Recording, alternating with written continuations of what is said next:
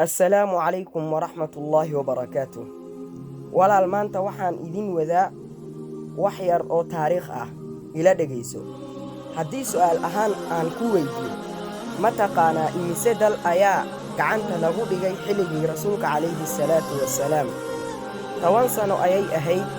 rasuulka wuxuu gacanta ku dhigay 10 sano gudaheeda 6 dal ama 6 wadan oo kala ah sacuudiya, yaman, عمان، إمارات العربية المتحدة، قطر، بحرين. ضمان ودمدن وحا ليسكو يراهدا حدي له درو ودن كويت الجزائر.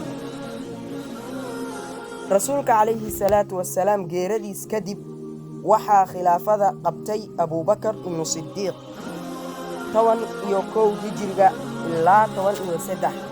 أبو بكر وحو قبتي خلافة طوان يوكو هجرغا ilaa lagu gaaro 13 wuxuu hayay khilaafada 2 sano iyo bar. kadib Umar ibn Khattab ayaa khilaafada qabtay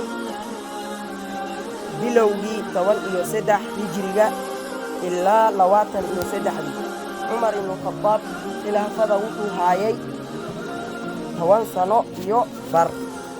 kadib waxaa yimid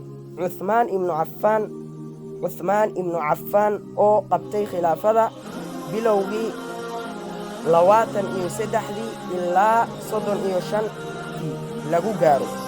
wuxuuna hayay 12 sano gow ah ayuu khilaafada hayay.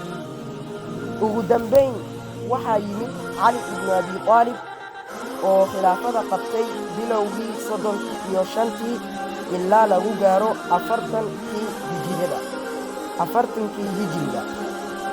asana wuxuu hayay khilaafada 5 sano. dhammaan khulaafadan waxay hilka soo hayeen 30 sano. 30 sano waxa gacanta ku dhigeen 14 dal. rasuulka calayhi salaatu wasalaam 10 sano ayay ahayd. 10 sano waxa gacanta lagu dhigay 6 wadan waana ku soo sheegay. khilaafada ama khulafaa ur-raashidiin 4 oo la isku daray waxay khilaafada hayeen waxaan ku yiraahdaa 30 sano.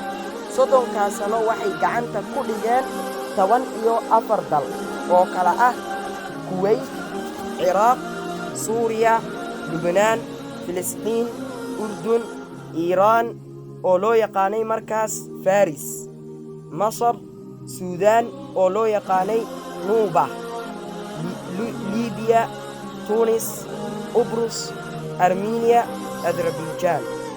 walaalyaal intaan ayaan idinla jeclaystay. marka waad mahadsantihiin. wassalaamu calaykum waraxmatullaahi wabarakaatuh.